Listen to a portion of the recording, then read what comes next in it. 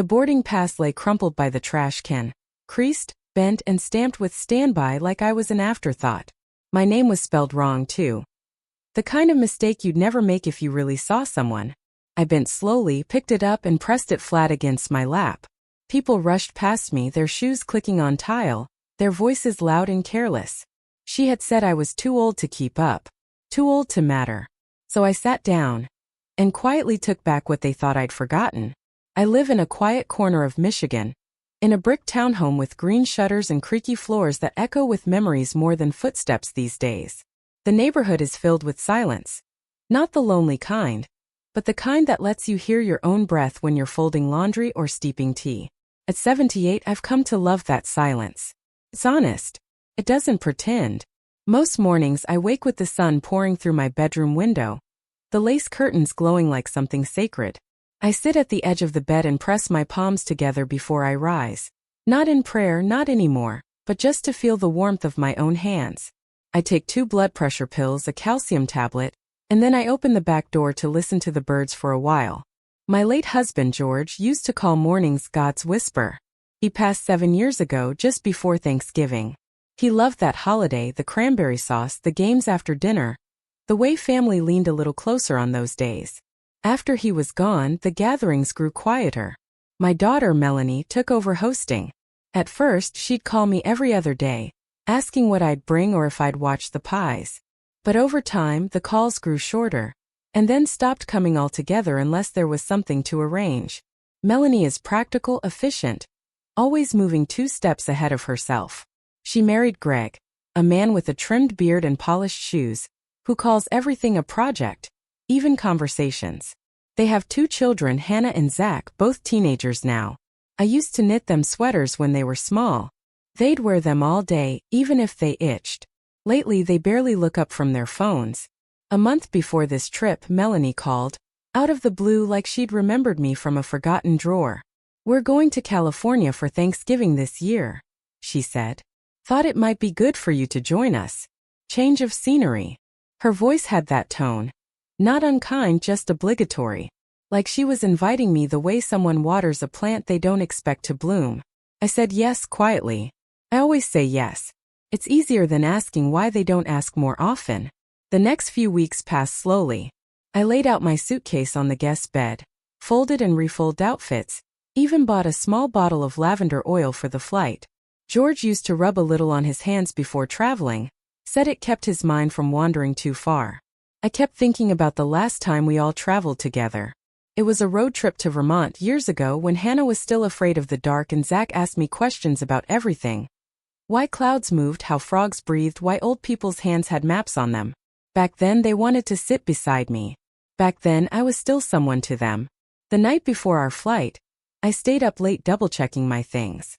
I packed a small framed photo of George and me at Niagara Falls, wrapped in socks so it wouldn't break. I also tucked in a scarf, blue wool with silver threads, the one George gave me on our 40th anniversary. "You'll need something warm up in the clouds," he had said. When Melanie and Greg arrived to pick me up, they didn't come in. Just a honk from the driveway. I struggled a bit with my suitcase on the steps, hoping they might come help, but no one moved. Zach opened the trunk with the push of a button from inside the car. I lifted my things in myself, one shaky arm at a time. No one looked up from their screens. The drive to the airport was quiet. Melanie scrolled through her phone. Greg talked into his earpiece about spreadsheets.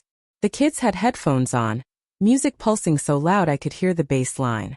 I stared out the window, watching Michigan melt away into highway signs and gas stations.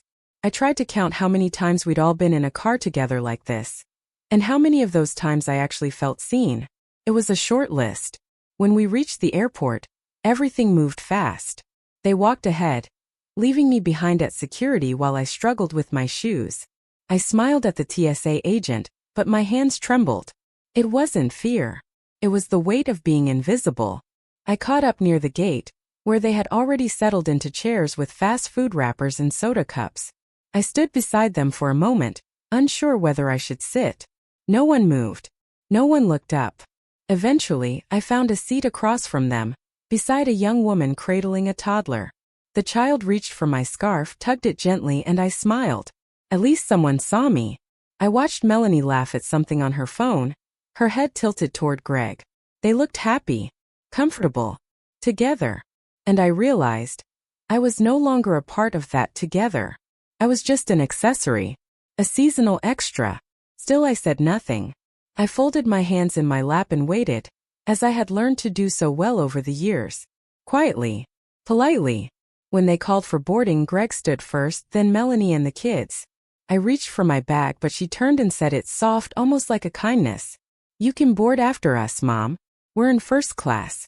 You're on standby." I froze. I didn't ask questions. I didn't cry. I just nodded and let them go ahead without me. I watched as they disappeared into the tunnel, for backs turning at once. And that's when I noticed the boarding pass again. Bent and discarded, marked with a name that wasn't quite mine. I picked it up, smoothed it gently, and held it in my lap. I didn't know it yet, but something inside me had already begun to shift.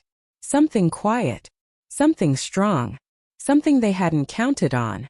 The airport gate buzzed with voices and suitcases clicking across tile, but I heard everything through a kind of hush, the kind that comes when your heart is holding something too tightly. I sat alone on a plastic chair, my scarf wrapped around my fingers like a prayer rope. Across from me, the flight attendants laughed about something I couldn't hear. They looked kind but tired. I wondered if they had mothers. If they called them.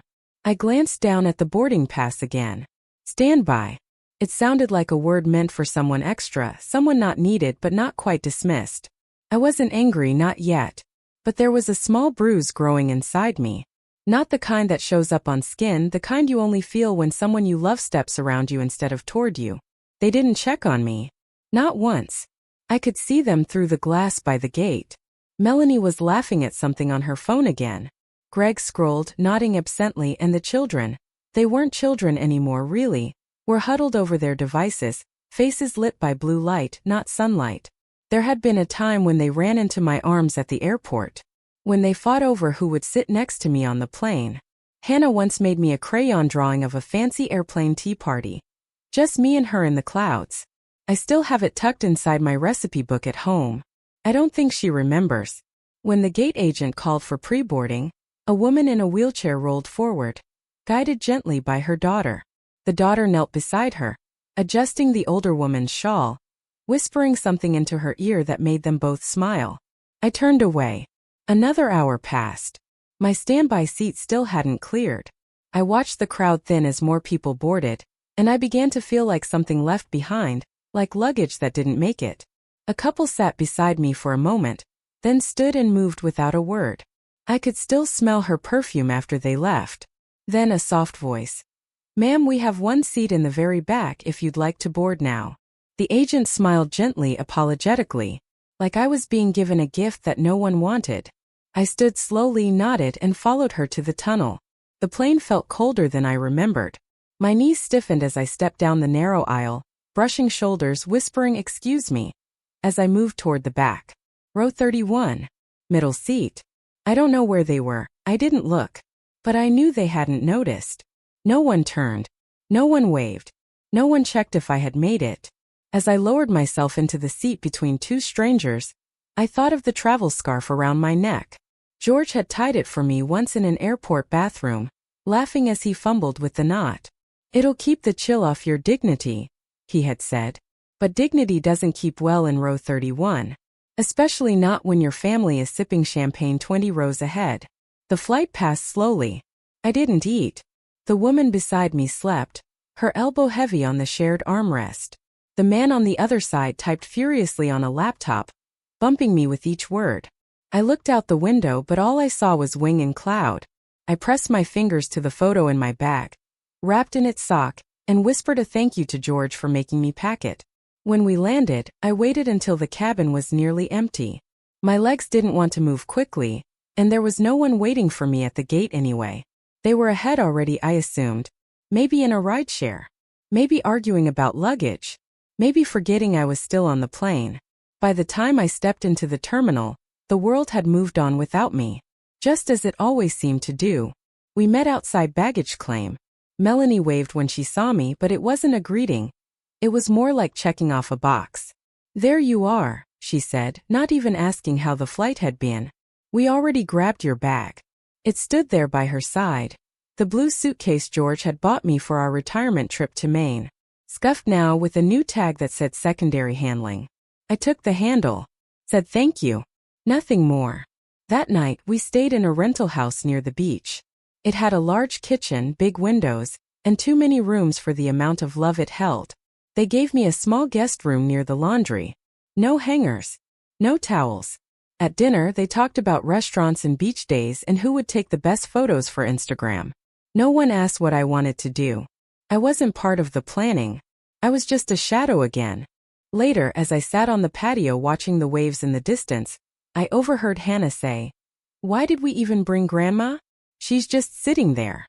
And Melanie's voice low, tired. "Because we had to. She'd be alone otherwise." That was the moment, not loud, not dramatic.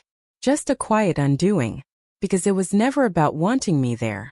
It was about avoiding the guilt of leaving me behind. I watched the moonlight dance across the water and wondered when I became an obligation instead of a mother. A box to check. A name on a ticket no one cared to spell right. I didn't cry. Not yet. But something inside me moved again, like a leaf pulling free from a branch, not from wind but choice. The morning light slid through the blinds in narrow golden ribbons, striping the small guest room like bars across my bed. I lay there for a long time, eyes open, hands folded on my chest, listening to the sounds of life happening without me. Laughter from the kitchen, footsteps upstairs, a hairdryer humming somewhere down the hall. No one had knocked. No one had said good morning. I sat up slowly, my bones aching the way they always do when weather shifts. I reached for the small framed photo tucked in my bag. George and me at Niagara Falls, frozen mid-laugh, his hand resting gently on my shoulder. The glass was cold. I held it anyway. Downstairs, I found an empty coffee pot and a breakfast table filled with crumpled napkins and half-eaten toast. They were gone, to the beach maybe, or a cafe, or just off together somewhere where I didn't belong. A sticky note rested beside the sink. "Didn't want to wake you. Back by lunch." I read it twice. The first time like a message. The second time like a wound. I poured myself a cup of lukewarm coffee from what was left and sat by the patio door, watching the waves beyond the houses, wondering how you can be surrounded by your own blood and still feel so orphaned. It wasn't the empty kitchen that did it. Or the cold toast. Or even the way the note curled at the edges like it had been written long before it was placed. It was the realization, sharp and clear, that they didn't need me. And worse, they didn't want me. Not truly. Not really. They brought me because it would have looked bad not to. And for the first time I saw it all, not just the airport or the standby ticket or the way no one offered to carry my bag. I saw the birthdays they forgot. The holidays with store-bought pies because no one asked for my recipes. The way Melanie stopped calling just to chat, only reaching out when there was a schedule to manage or a holiday to coordinate. I had become background music. Familiar, soft, unnecessary. That afternoon, they returned in a flurry of sand and noise, Hannah complaining about a sunburn, Zach already asking what was for dinner. No one asked what I had done that day. No one noticed the coffee mug still sitting full on the table beside me. At dinner, they spoke of boat rides and surfboards. Melanie scrolled through photos on her phone, passing it around with a laugh. I wasn't in any of them. Not one. She turned to me almost as an afterthought. "We were thinking tomorrow we could all go into the city, maybe see the aquarium or shop a little. You probably prefer to stay back, right? It might be a lot of walking." I looked at her. Really looked at her. She wasn't cruel. She wasn't trying to hurt me. That's what made it worse. She genuinely believed she was being kind. "I can manage," I said gently. She hesitated, then smiled, that thin smile people use when they've already made a different plan. "Of course. We'll figure it out." But we both knew she wouldn't. That night I sat alone on the patio again, the wind cool against my cheeks, the moon hanging low like it might tip into the sea. I held the scarf George gave me, still wrapped around my shoulders, and thought about all the things I never said. All the times I swallowed the ache because it was easier than making anyone uncomfortable. I remembered the baby blanket I crocheted for Hannah. The way I rocked her through colic nights while Melanie slept. I remembered staying late after parent-teacher conferences for Zach, baking cookies so he'd have something sweet when he came home. And I realized something. I had given and given and given, Not for thanks but out of love. Out of the quiet belief that family holds itself together by the threads of small everyday kindnesses. But no one had noticed the thread unraveling from my sleeve. No one had asked what I needed. Not in years. I wasn't angry. I was done. Done hoping they'd remember the softness I gave. Done waiting to be invited into the world I helped build. Done being grateful for scraps of attention dressed up as inclusion. I walked back into the house and looked at myself in the hallway mirror. My reflection stared back, older, yes, but not smaller. Not invisible. I took the photo of George from my bag and placed it on the dresser in my room. I set the scarf beside it, smoothed its edges like a tablecloth before company arrives. Then I opened the side pocket of my suitcase. Inside was a small envelope, worn, yellowed, held shut with a paperclip. George's old frequent flyer certificates. Unused. I had packed them out of habit, not purpose. But now they felt like more than paper. They felt like permission. And quietly, without ceremony, I made a decision. Not to fight. Not to shout. Just to stop disappearing. Because love doesn't live in standby lines. And I wasn't made to be passed over. The next morning, I rose before the house stirred. The sky outside was still a soft gray. That quiet hour before the birds begin to test their voices. I moved slowly, but not from age, from purpose. My hands knew what they were doing even before my mind caught up. I dressed in slacks and a cream sweater. One George used to say made me look like sunrise. I brushed my hair back, clipped it gently, then tied my travel scarf around my neck.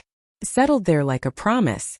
I didn't make noise, didn't leave a note, just lifted my handbag, tucked the envelope of old travel certificates inside, and stepped out into the stillness. The rental car company answered on the first ring. I had forgotten how simply the world opened when you asked for something without apology. A shuttle picked me up at the corner. I watched the ocean grow smaller in the rearview mirror, its waves still crashing on a shore I had walked alone. The airport was already waking when I arrived. People shuffling in line, sipping burnt coffee, hugging carry-ons like lifelines. I stood for a moment in the entrance, letting it all breathe around me. For the first time in years, I wasn't afraid of being alone. I made my way to the counter, clutching the envelope. The woman behind the desk wore red lipstick and a name tag that read Carla. She looked like someone who had heard every excuse and still believed in small mercies. I cleared my throat. I have these, I said, laying the paper carefully on the counter. My husband, he saved them. Never used them. I thought maybe today. She looked down, took the envelope, opened it gently like it held something sacred. Her eyes scanned the slips, her fingers flying across the keyboard with quiet confidence. You're in luck, she said, voice soft, kind. We've got one seat left in first class. Would you like it? I didn't smile. Not fully. I just nodded. Yes, I would. She handed me the boarding pass, crisp and new, my name spelled correctly. As I walked away, I didn't look back. Not at the line forming behind me. Not at the people waiting in economy, not even at the woman calling pre-board names. I waited for my group to be called. And when they said, first class now boarding, I stepped forward. The plane was quieter in the front. The seats were wide, forgiving. A warm towel was offered before I even sat down. I draped it over my hands and closed my eyes for a moment. My scarf slipped gently down my shoulder. As other passengers filed in, I recognized their voices before I saw them. Melanie's clipped instructions, Greg's fake laugh, Hannah's sigh, Zach's ugh. I remained still. They stopped just short of my row. Melanie looked at me, eyes wide, mouth parted like a hinge that didn't quite work. Mom. I didn't answer. Just nodded. Calm. Firm. Present. She turned to Greg, who shrugged helplessly. Behind them, the line began to grumble. The aisle needed to move. Decisions had to be made. The gate agent appeared behind them, voice efficient. Coach is just down this way. Please keep moving. And they did. They walked past me, heads down, clutching their carry-ons in confusion. I didn't follow them. I didn't explain. I took my seat, buckled my belt, and watched the clouds begin to drift beyond the window. The flight attendant leaned in and asked if I'd like a drink. Just tea, I said. And honey if you have it. She smiled, nodded. Called me ma'am like it meant something. As I sipped, I let the warmth rest in my chest. Not because I had won anything, this wasn't victory. This was reclamation. A slow turning back toward myself. A remembering. I didn't need their recognition. I had my own. Somewhere over the middle states, I opened my handbag and pulled out a small notebook I had tucked away years ago. I wrote down the date, the flight number, and one simple line. Today I flew where I belonged. I closed the notebook, folded the boarding pass inside its front cover, and let my eyes rest. The hum of the engine felt like a lullaby, and for the first time in a long time I didn't feel old. It felt right.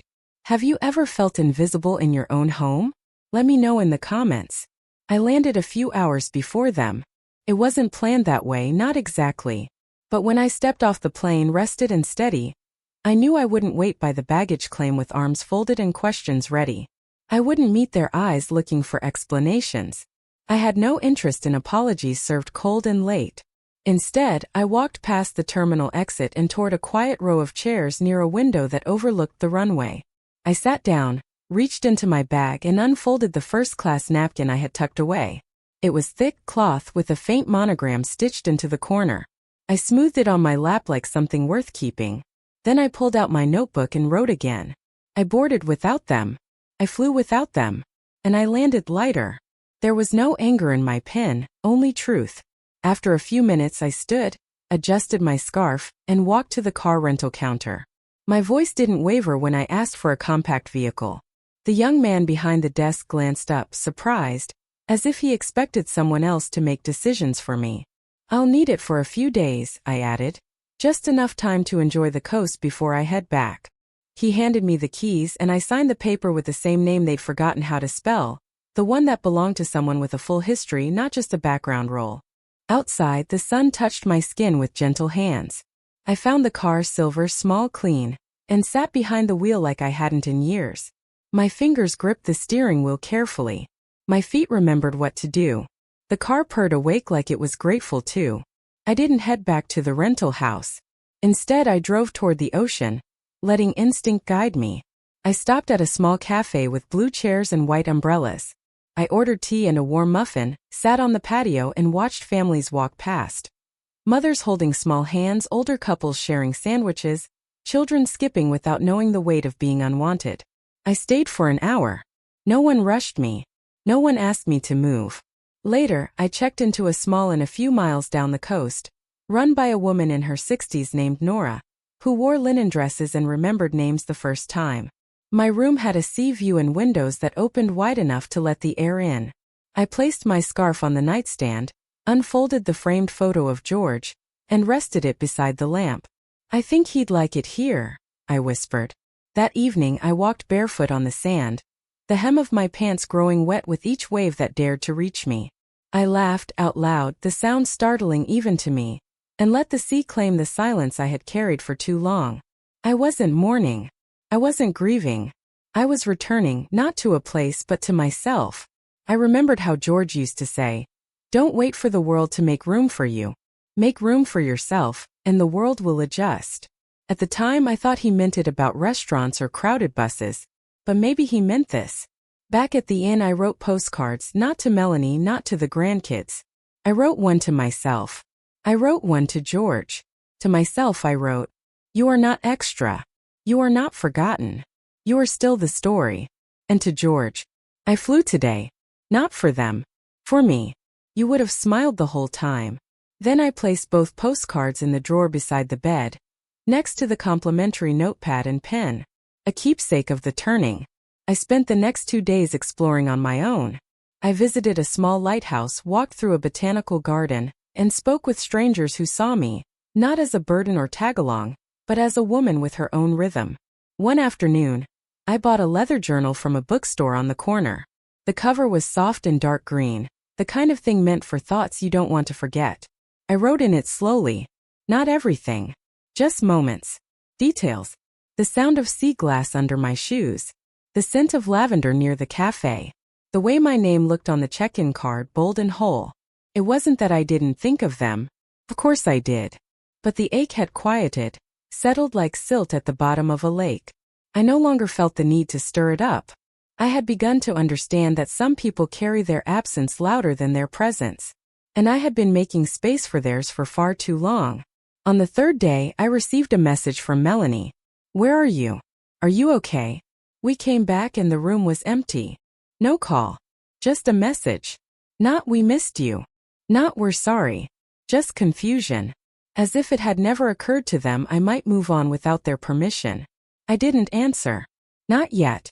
Instead, I closed my notebook, folded the napkin one last time, and looked out the window at the evening sky turning gold. I hadn't disappeared. I had simply chosen myself. That night, with the sea humming outside and the curtains billowing like slow breath, I woke from a dream that wasn't a dream, more a memory wrapped in mist. I lay still, eyes open in the dark, listening to the hush of waves, and my own quiet heart. I had dreamed of a cake. Chocolate. Lopsided. Lit with one single candle. My 60th birthday. I hadn't thought about that day in years. Not out loud, not where anyone could hear. It had rained that morning. I remember watching the streaks slide down the window like tears pretending to be weather. I was sitting in the same house George and I had built together, the walls echoing with quiet now that the kids were grown. I made the cake myself. No one had called that day. Not Melanie, not my son, not even a neighbor. George had been gone a year by then, and I had been holding my grief like a child too fragile to put down. When Melanie finally called the next day, her voice was full of apology, but rushed, distracted. "Oh, I thought it was next week. You're so young at heart, I forget the number." She said it like a joke. I laughed softly like a mother does, when the ache is too old to name. I told her it was fine, that I'd treated myself to cake. She didn't ask what kind. That birthday, like so many other small wounds, folded itself into me. Not sharp, not bloody. Just invisible.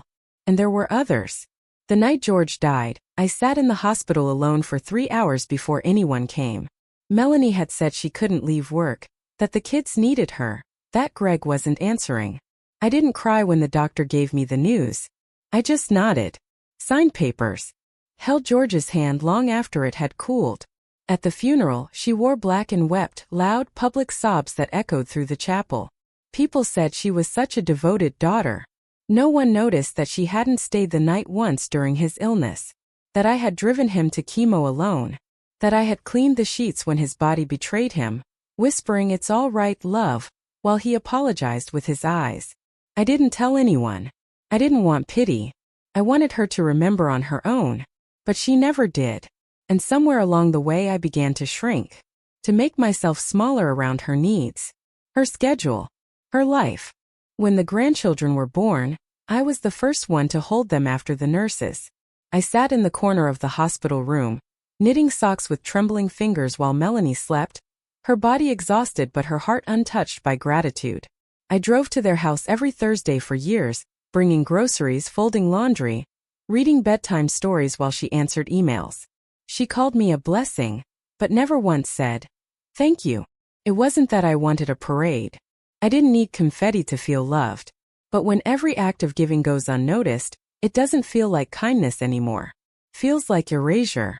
And the worst part, the thing I hadn't admitted until now, was that I had let it happen.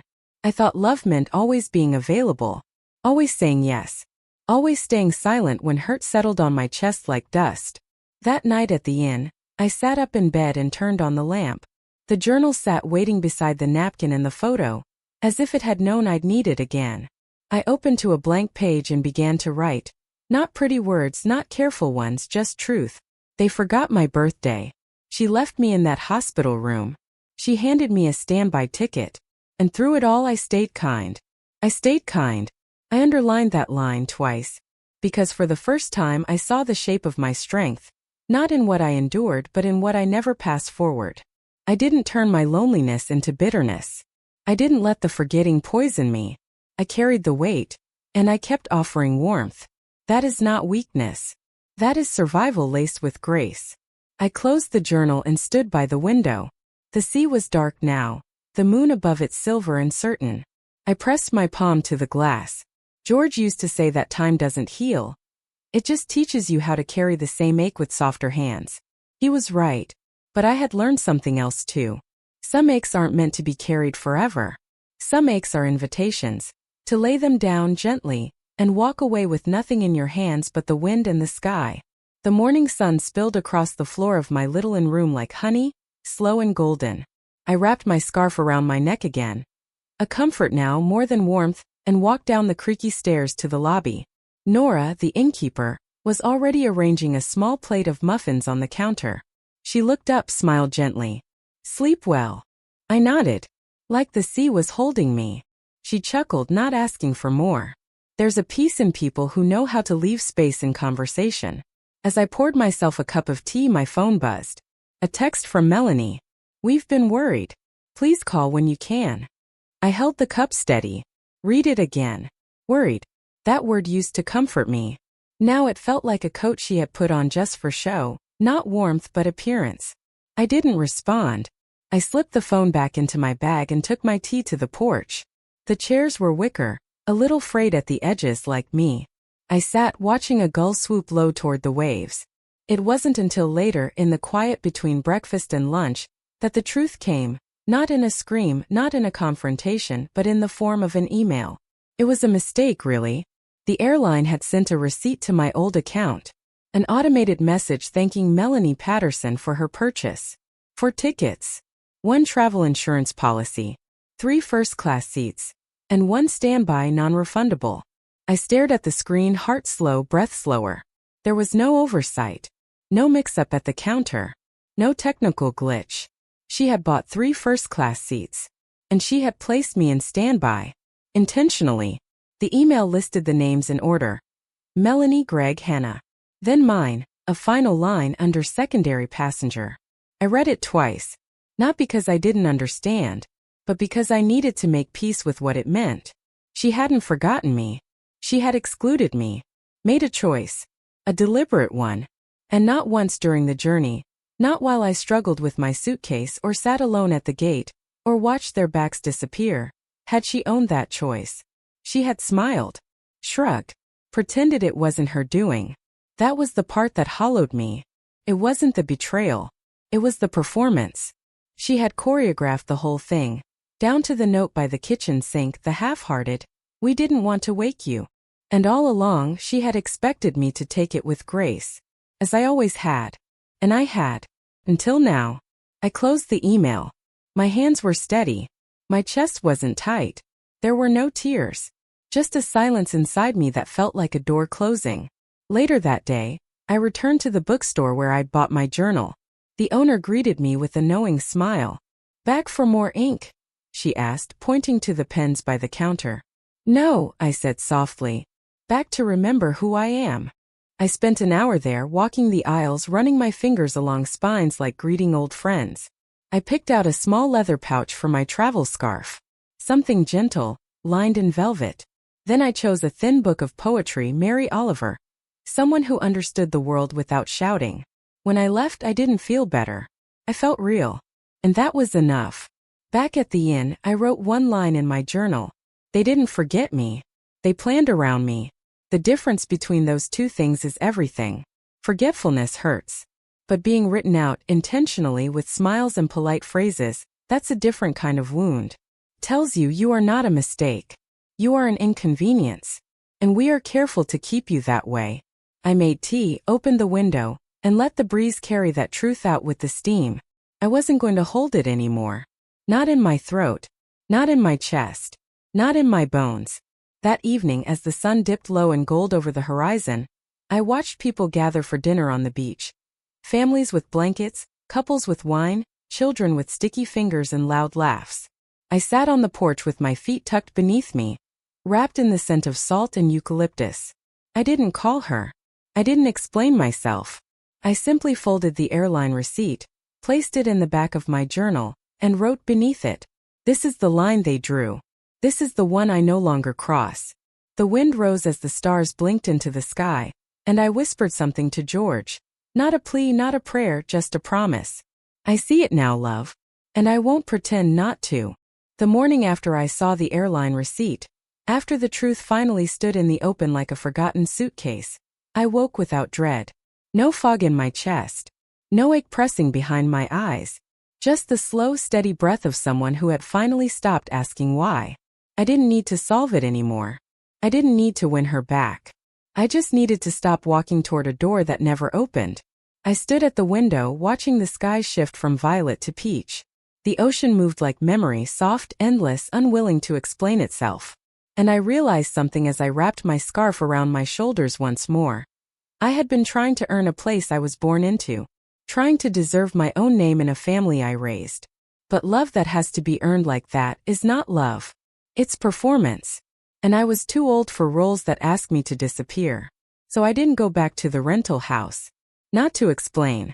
Not to collect things. Not even to say goodbye. I left the keycard in an envelope for Nora and asked her to drop it in the mail. She didn't ask questions. Just squeezed my hand and offered an extra scone for the road. The drive was slow. Purposeful. I stopped at a small overlook and sat with the car door open, feet in the gravel, sipping tea from a paper cup. I watched seagulls dive into the waves, unbothered by who watched or clapped. I thought of all the times I had adjusted my voice, my walk, my schedule, all to stay close to a daughter who measured my worth by convenience. I thought of how I used to rehearse little conversations before calling her, just to sound useful. And I thought of how none of it changed the fact that she chose 3 seats for comfort, and left me to wait in line like a stranger. I didn't cry. Because some truths don't make you weep, they make you exhale. Like setting down a bag you didn't know you'd been carrying since you were 35. That evening, I checked into a small chain hotel near the airport. Nothing fancy, but clean, simple. Mine. I hung my scarf on the back of the chair, unpacked my bag slowly, set out my notebook, the framed photo, and the monogram napkin from the plane. Symbols now. Not of pain but of self. I walked down to the lobby and asked the young man at the desk if there was a printer. He nodded, pointed to the corner. I sat there, my knees aching a bit, and printed out my return ticket. Not standby. Not an add-on. First class. Paid for with my own card. Chosen by me. There was something holy in that. When I returned to my room, I placed the boarding pass beside the others in my journal. A quiet row of decisions. Evidence of a woman coming back to herself. The next morning my phone buzzed again. First a message from Melanie. Are you okay? We're heading home tomorrow. Should we meet at the airport? Then another. Can we talk before the flight? I think the kids are confused.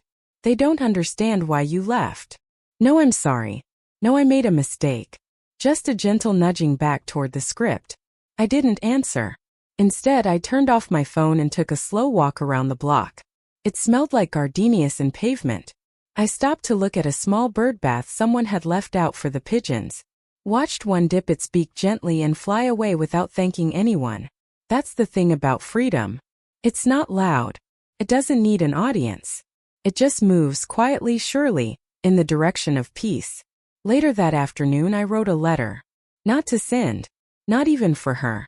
Just for me. Melanie. I see you. I see what you needed from me and how I kept trying to give it. But I also see what you've chosen, what you've prioritized, and who you've asked me to become in order to stay close. I cannot keep shrinking into that space.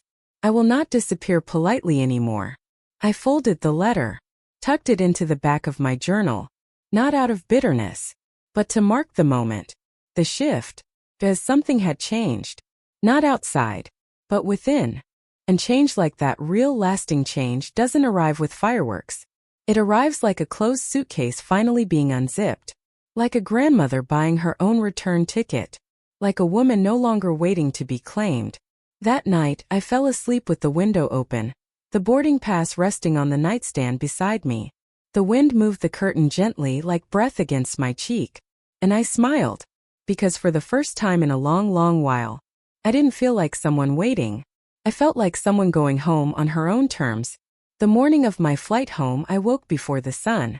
There's a hush in early hours that feels like prayer. Not the kind with hands folded and eyes shut, but the kind where you simply sit and breathe, and let the stillness remind you that you are still here. I sipped tea in the little hotel room chair, wrapped in my scarf, legs tucked beneath me. The city beyond the window hadn't stirred yet. I liked that. I didn't want noise, not just yet. My bag was already packed. I'd folded everything slowly the night before. Not rushed, not flustered. Just quiet hands making space. My fingers hovered over the journal before I slipped it in. I turned to the page with George's name, then added one more line beneath it. Thank you for leaving me strong enough to finish alone. At the airport, I moved differently than I had days ago. Not faster but steadier. No longer looking for a face in the crowd. No longer scanning for acceptance. I moved like someone who belonged. At the security line, an older woman beside me fumbled with her boarding pass, her purse threatening to spill. I reached out gently, held it steady for her while she found her footing. She looked at me, grateful and flustered. Thank you, dear. I don't travel much. Neither did I said, smiling. But maybe now I will. We parted ways at the checkpoint, and I thought to myself how kindness, when offered without expectation, feels lighter. How much of my life had been spent offering kindness like currency, hoping it would buy me a place. Now I gave it because I wanted to, not because I had to. At the gate, I took a seat by the window. The clouds had begun to stretch into long ribbons above the tarmac. A plane took off slowly, its nose lifting into the sky like a slow exhale. I closed my eyes, and then I heard her. Not Melanie. Not someone from my past. A girl. Young. Maybe 19. Sitting 2 seats away. Her voice was trembling. I told her I couldn't go, and she said I was selfish. She was on the phone, barely whispering. I didn't feel safe. And she made me feel like I ruined everything. She paused, listening. She's my mom, you know? And I want to make her proud, but I think she only loves me when I'm doing what she wants. Her voice cracked then. She turned slightly, hiding behind a curtain of hair. I didn't stare. I didn't interrupt. But something in me reached for her. Not out of pity. Out of recognition. She hung up quietly, wiped her cheeks, and tucked her phone into her hoodie. Our eyes met, only briefly, and I nodded once. Just enough to say, I heard you, and you're not wrong. She looked surprised. Then she smiled, small like a secret, and nodded back. She didn't say thank you. She didn't have to. That moment, so simple, so wordless, gave me more than I expected.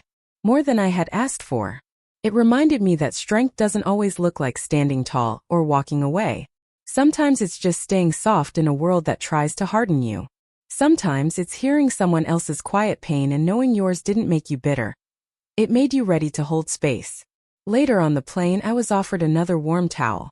The same seat near the window. The same hum of the engine beneath me. But I wasn't the same. As we lifted off the runway, I pressed my forehead to the window and whispered to George, I'm not scared anymore. Not of being alone. Not of being forgotten. Not of starting again, quietly, without applause. After the flight, I passed through the terminal like a woman with her own name stitched into her spine. I didn't look around for familiar faces. I didn't hope for someone holding a sign or offering a ride. I took a cab. I watched my town appear slowly. The worn roads, the gas station on the corner, the trees I knew like the lines on my hands. When we pulled up to my townhome, I paused before opening the door. Everything looked the same. And yet, nothing inside me was where I had left it. I unpacked slowly, placed my scarf on the chair by the fireplace, set the photo of George on the table with a small vase of lavender I dried last summer. Then I opened the new journal, the green leather one, and wrote the first line. She left me behind. So I flew ahead. Not for revenge. Not for spectacle. But because sometimes when they forget you, that's when you remember yourself most clearly. Have you ever found strength in moments of silence? Let me know. 3 days passed after I came home. 3 quiet days filled with the soft rhythm of normal life. Dishes clinking in the sink. Mail arriving with its usual chatter of catalogs and bills. My kettle whistling its familiar lonely song. I didn't reach out. I didn't check for updates. I simply returned to the rooms of my life like someone coming home to herself. And then on the 4th morning the phone rang. The landline, the one no one ever calls unless it's real. I let it ring twice before I answered. Mom. Her voice, Melanie's, was hushed, like she wasn't sure who might be listening. Or maybe she wasn't sure what she'd hear back. I said nothing. We got home last night. The house feels weird. Quiet. I still said nothing. She took a breath, that shaky kind she used to take when she was young and caught in a lie. The kids were asking about you. Zach wanted to know why you weren't on our flight. I didn't know what to say. That made me blink. Not because she didn't know what to say, but because she thought she had ever known. Greg said we should have handled things differently, she added quickly, like stacking kindling that wouldn't catch. Still I stayed silent. Mom, she tried again, softening. Are you okay?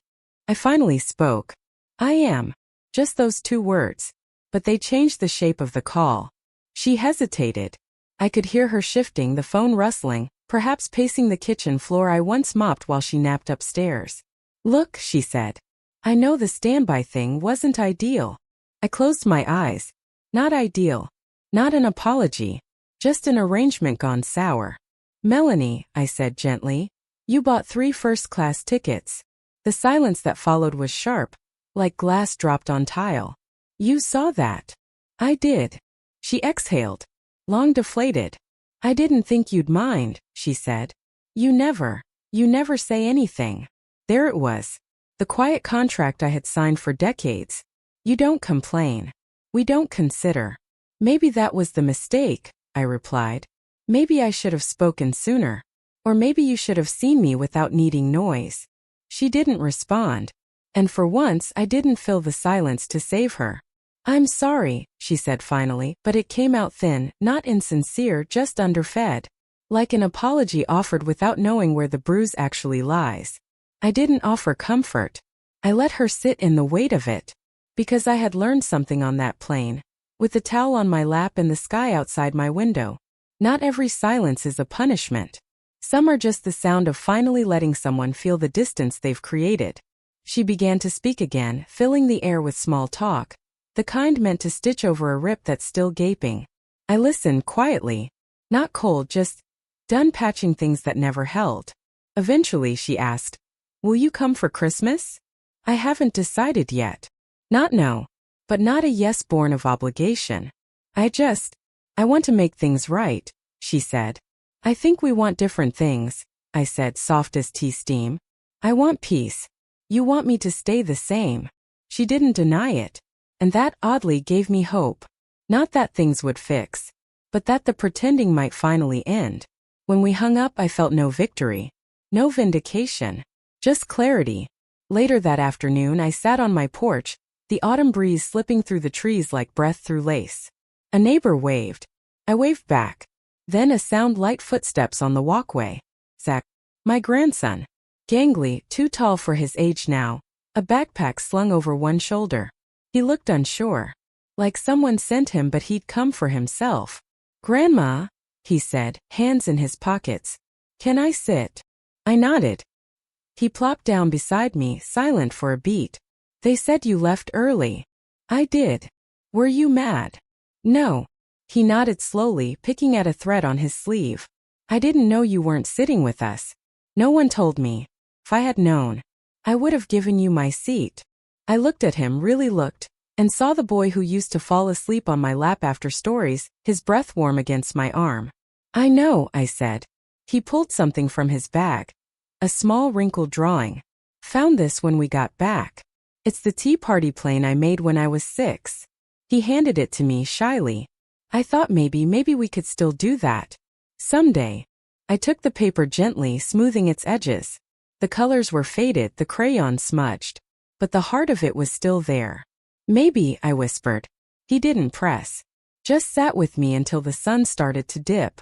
When he left, I stayed. Not grieving. Not hoping. Just sitting. And letting the consequences unfold as they should. Without my guidance, without my fixing. Some lessons aren't taught by words. Some are shaped by absence. By choosing not to return when expected. By letting the echo of that choice speak louder than any explanation ever could. December came quiet. The kind of quiet where snow falls like breath. Where the world moves slower, cushioned by cold. My porch, once covered in crisp leaves, now held thin blankets of white, and the wreath on my door hung crooked from the wind. I left it that way. I liked that it didn't try too hard to look perfect. The mailbox was filled with cards, glossy photos of families in matching pajamas, smiling so wide you could hear the strain. I read each one carefully, even the ones that came late, even the ones with no handwritten note inside. Melanie's card arrived mid-month. A photo of them all in front of a fireplace, her, Greg, the kids. No mention of me. No calligraphy spelling Nana in gold foil. Just the 4 of them, untouched by the shadows they had cast. It didn't hurt, not in the way it might have before. It just told the truth, and I had learned how to live with truth. Still, a few days before Christmas, she called again. "Can we talk?" she asked. I agreed. Not because I was ready to forgive. Not because I wanted a scene. But because something in me needed to speak. Not to be heard, but to be known. We met at a small cafe halfway between our homes. I arrived first, as I always had, and chose a seat by the window. I brought my scarf knotted loose around my neck and my notebook, not for writing, just for remembering who I was.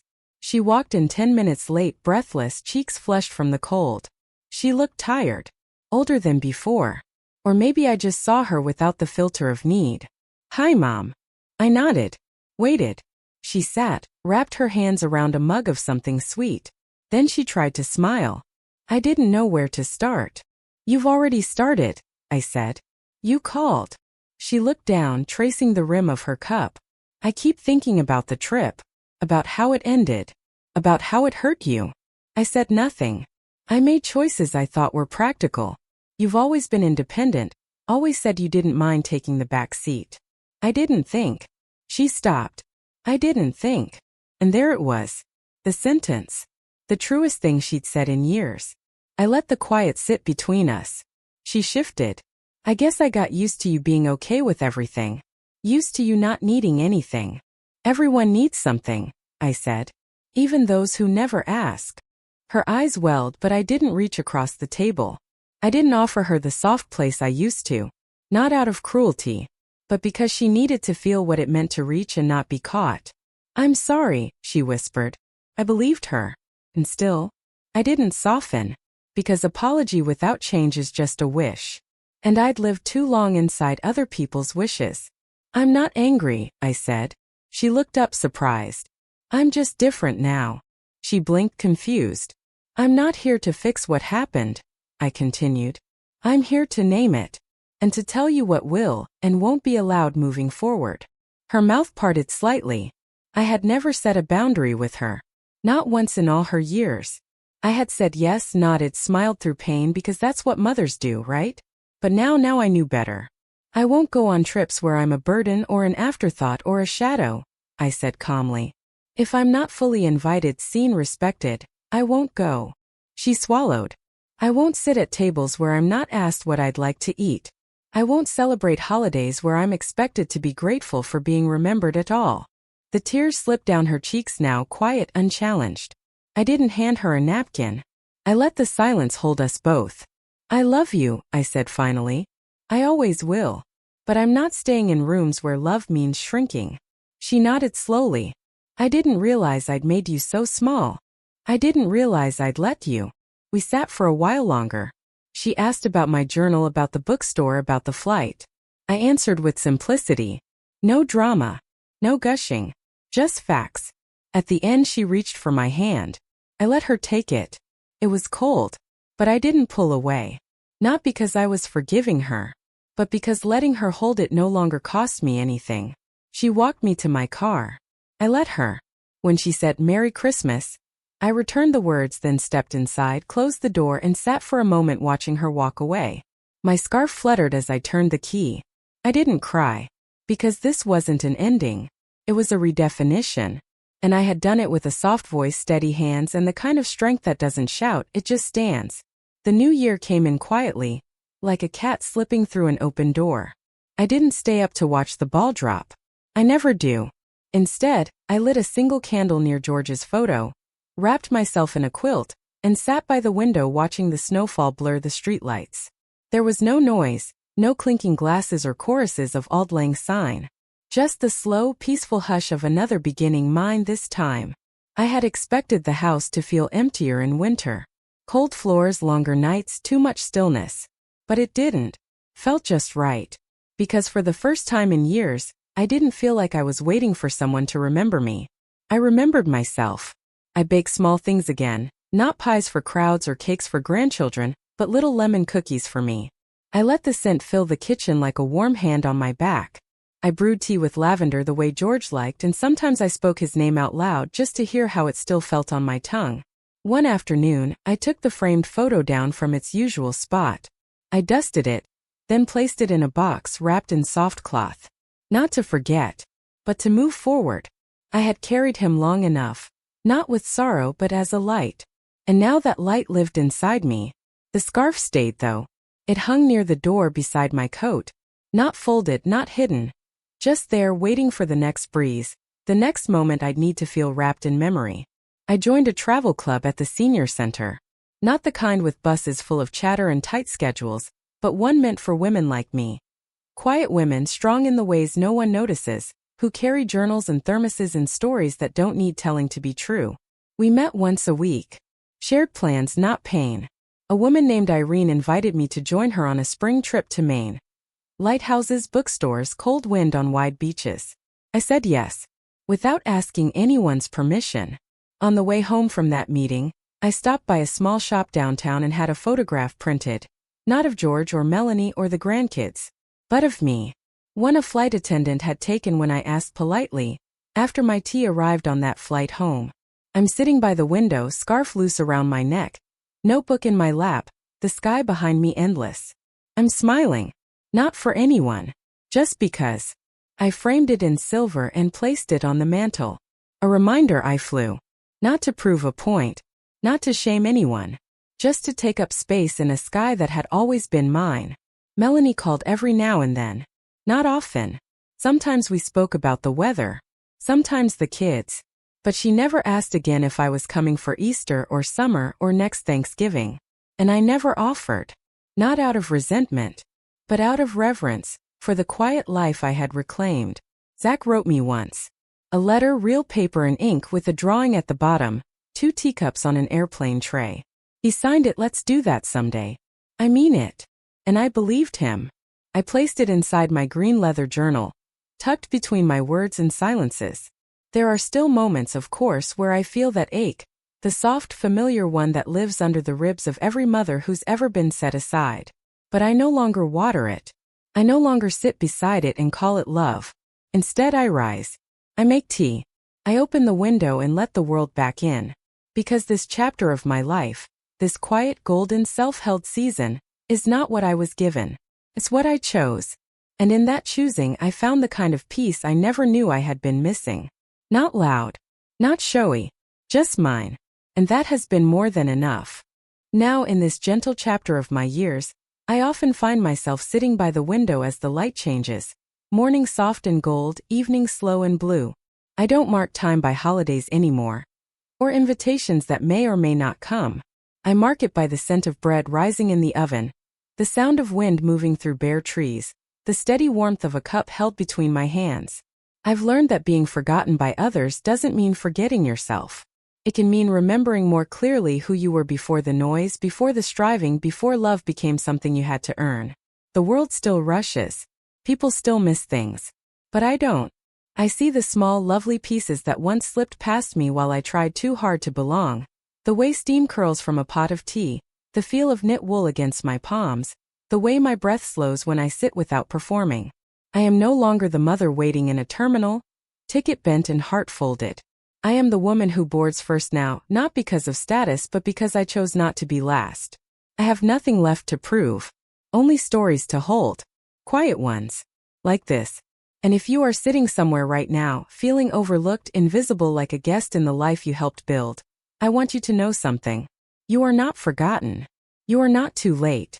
And your voice, even whispered, can change the shape of everything. You deserve softness. You deserve a seat at the table. You deserve to be seen, not out of duty but out of love. Always out of love. If you've ever felt unseen or forgotten, remember, your worth doesn't depend on their understanding. Share your story in the comments.